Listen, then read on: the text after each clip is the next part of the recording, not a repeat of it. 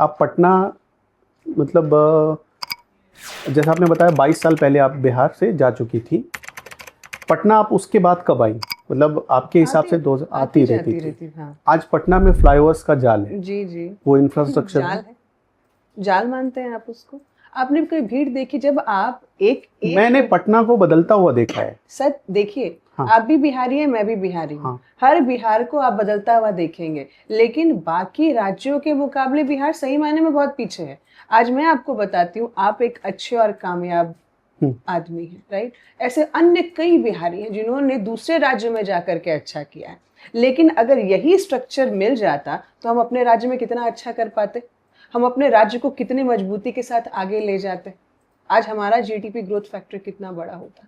ये पर क्या है ना, योग सिर्फ सोच की बात है। हम सबों ने अपने अपने लिए अच्छा कर लिया। अभी जब मैं अपने राज्य में जाके अपने बच्चों के लिए, किसी के लिए कुछ अच्छा करती हूँ ना, मुझे ऐसा लगता है कि ऊँट के मुंह में जीरे के बराबर है। बहुत छोटा दिखता है मुझे, क्योंकि संख्या बहुत बड़ी है। और जब आप दूसरे के लिए करते हो ना, एक अपेक्षा भी आती है।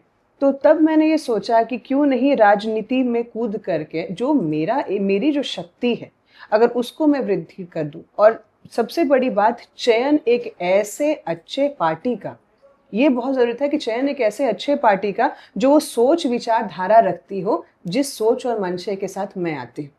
तो जहाँ नहीं, पर आप किस विचारधारा की बात करें? प्रशांत किशोर के पास कोई विचारधारा है? मैं आपसे जानना चाहता हूँ। बिल्कुल। ये जरा उस विचारधारा के बारे में आप उसका डेफिनेशन आप दीजिए। मैं आपको उससे पहले कुछ एग्जाम्पल बताता हूँ। मुझे लगता है कि वो हिंदुस्तान के करीब आधे दर्जन मुख्यमंत्रियों की विचारधारा को आगे बढ़ा चुके हैं। वो बीजेपी के साथ रहे, वो नीतीश कुमार जी के साथ रहे, वो आरजेडी के लिए काम कर चुके हैं, वो ममता बनर्जी के लिए काम कर चुके हैं, वो आप चले जाइए रेड्डी जी के लिए काम कर चुके हैं। तो उनका तो एक बड़ा ऑरा है ना, उनकी तो विचारधारा, मतलब जहां स्पेस मिला उसी विचारधारा में वो ढल गए। तो किस विचारधारा की आप बात कर? चलिए, आज मैं आपको आप ही के प्रश्न से एक प्रश्न पूछती हूँ। आप मीडिया के हैं, राइट? बहुत बार मीडिया में जब कितनी बार दोषारोपण लगा है तो बोलते हैं मीडिया तो लेफ्टिस्ट हो जाती है तो राइटिस्ट हो जाती है, करेक्ट? आपने कई ढांचों पे काम किया है, कई लोगों के साथ काम किया है। लोगों के साथ मान लीजिए कि कोई प्रेशर या किसी दबाव या किसी भी तरीके से, या आपको वो आपका स्थान है, कार्य का स्थान है, आप उसके ऊपर योग्यता प्रमाण करना, आप अपने लिए सब कुछ बहुत अच्छा करेंगे वहां पर उस कार्य के लिए, राइट? लेकिन जब आपके निजी मन की बात आएगी, कहीं ना कहीं बिहारी छुपा होगा, कहीं ना कहीं उसको ये लगेगा कि भाई जब मैंने इतना कुछ कर लिया तो क्या कुछ बिहार के लिए मैं सोच सकता हूँ, राइट? कैलकुलेशन यहाँ पे बैठेगी कि जो बेस्ट मैंने सबके लिए किया और सबके लिए सोचा, क्या उसका बेस्ट निकाल करके, और जो डेमोग्राफिक पे मेरा बिहार प्ले कर रहा है उसको बिहारी होना एक सेंटिमेंट हो सकता है, विचारधारा नहीं हो सकती ना। देखिए, विचारधारा आप समझिए, एक बात बताइए, मैं और आप आज के समय में ये बात बहुत आसानी से बोल देते हैं कि बिहार पिछड़ा है, बिहार खराब है, बिहार के लोग ये वो। हमने आज तक क्या किया है उसके लिए? किसी ने भी, जो भी बिहारी अगर अच्छी स्थान पर है और अगर ये बोलता है तो आपने क्या किया है? सबसे पहला प्रश्न ये आता है। और दूसरा मुद्दा ये आता है कि दूसरे के ऊपर आप दोषारोपण कर सकते हैं, पर आप समझिए वो उनका प्रोफेशन है, वो उस काम में कूदे हैं।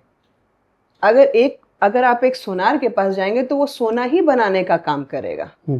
तो उनका जो प्रोफेशन है, उसका बेस्ट आइडिया ये है कि उन्होंने जब इन लोगों के साथ काम किया तो एक डेमोग्राफिक समझी, लोगों के विचारों को समझा, उनको तोड़ा भी, उनको बनाया भी। जब ये सारी चीजें आदमी करके एक तरीके से परिपक्व राजनीति के तौर पर बढ़ता है। अच्छा, दूसरी बात जो सबसे गंभीर बात आती है, मान लीजिए कि आप एक बहुत बड़े अब जगह पर हैं, क्योंकि आपको बहुत बड़े बड़े लोग देख रहे हैं, बड़े बड़े लोग समझ रहे हैं, उनका एटीट्यूड क्या होगा और उस जगह पर आपका एटीट्यूड क्या होगा? एक लेवल पे हायर वाइब्रेशन होगी कि भाई मैं ये करता हूँ, या मेरे ये लोग हैं, मैं इनको जानता हूँ, राइट? लेकिन जब आप सही मायने में, जैसा कि आप उनका एक स्टेटमेंट सुनेंगे, उन्होंने बोला कोरोना के वक्त, मैं बता रही हूँ, मैं खुद भी दंग रह गई थी कि कोरोना के वक्त बहुत सारे कुछ ऐसे एक्टर भी हैं बॉलीवुड से, जिन्होंने बोला बस की बस उन्होंने महाराष्ट्र से बिहार के लिए निकलवाई थी, राइट? उस वक्त किसी बिहारी का दिल कांपा नहीं। उस वक्त किसी ने ये नहीं सोचा, ये बहुत छोटा एग्जाम्पल बता रही हूँ, अन्य कई ऐसे एग्जाम्पल है। उन्होंने ये बोला कि उस वक्त मेरा मन, क्योंकि याद रखिए सत्य यही है कि हर चीज को करने के लिए एक समय आता है, वो समय आपको खुद ब खुद मोड़ देता है। और आज के समय में जो बिहार की परिस्थिति है, कहते हैं ना necessity is a mother of all invention, तो ये भी याद रखिए कि आज जो परिस्थिति है इस वजह से कोई और इतने सारे लोग हैं, कोई भी सोच सकता था कि चलो आओ पार्टी बनाते हैं, चलो आओ बिहार को सुधारते हैं। बना भी रहे हैं, बना रहे हैं, प्रयास कर रहे हैं। और ठीक उसमें से जो एक बड़ा प्रयास है, क्योंकि जो जिसको राजनीति की सूझबूझ भी है, जिसको एक्शन इम्प्लीमेंटेशन टेक्नोलॉजी सबका ज्ञान है, आप समझिए जब उसके हाथ में वो चीज़ आप देंगे तो वो डोर को कैसे संभालेगा। तो ये जो सारी स्ट्रैटेजी होती है ना, जब आप ग्राउंड फील्ड पर उसको जब मैं 100% बता सकती हूँ कि जब प्रशांत सर दौरे पे निकले होंगे और जब लोगों से मिले होंगे, एक भावनाओं का ओत पोत शुरू हो गया होगा। इस बीच उस आदमी के अंदर कितने भावनाएं टूटी होंगी, क्योंकि हम और आप तो चलिए यहाँ बैठ रहे हैं, वो सामने फील्ड पर। मैं भी जब अपने घर जाती हूँ, पिछले साल क्या हुआ कि मैं ऐसे ही दौरे पे निकली थी, तो मैंने सोचा कि जा करके सवेरे मैं सबको ऐसे प्रणाम पाती करके आऊँगी कि सब कैसे हैं क्या है।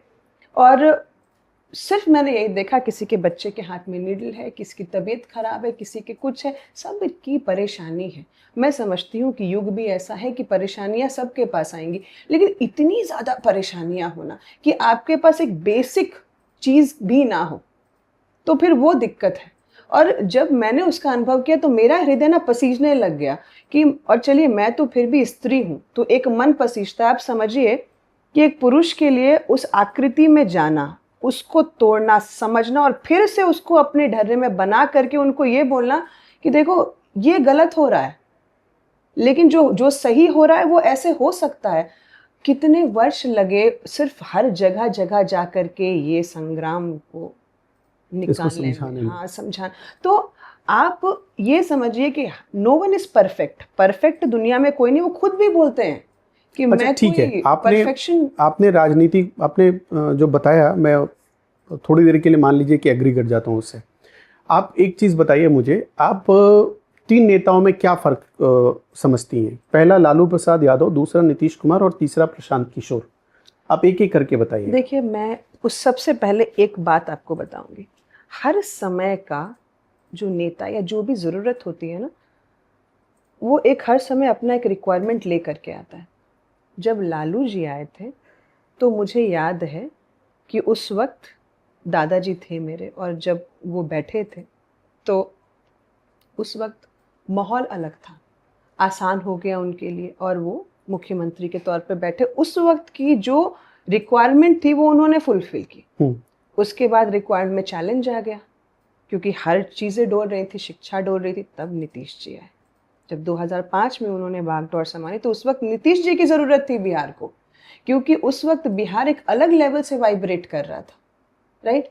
लेकिन आज ये 2025 इट्स अ मिलेनियल एरा, जहाँ पे युवा इंस्टाग्राम और यूट्यूब में देख रहे हैं, वो पढ़ने जा रहे हैं कि नहीं, but they are getting educated, उनको पढ़ाई यहाँ से मिल रही है। अब आपको एक कैसा मुख्यमंत्री चाहिए, आपको एक कैसी सोच वाला आदमी चाहिए जो इसको फास्टर वे में कैलकुलेट करके आपको आगे लेकर के जाए। तो सबसे बड़ी बात, मतलब आपके हिसाब से ये सारी विशेष बातें हैं प्रशांत किशोर? बहुत देखिए, बिना बातों के मुझ जैसा आदमी नहीं जुड़ेगा, क्योंकि हम लोग अपने जीवन में अपने लिए, मैं अपने माता पिता के लिए, कई और लोगों के लिए बहुत अच्छा कर रही हूँ, कोई दिक्कत नहीं है।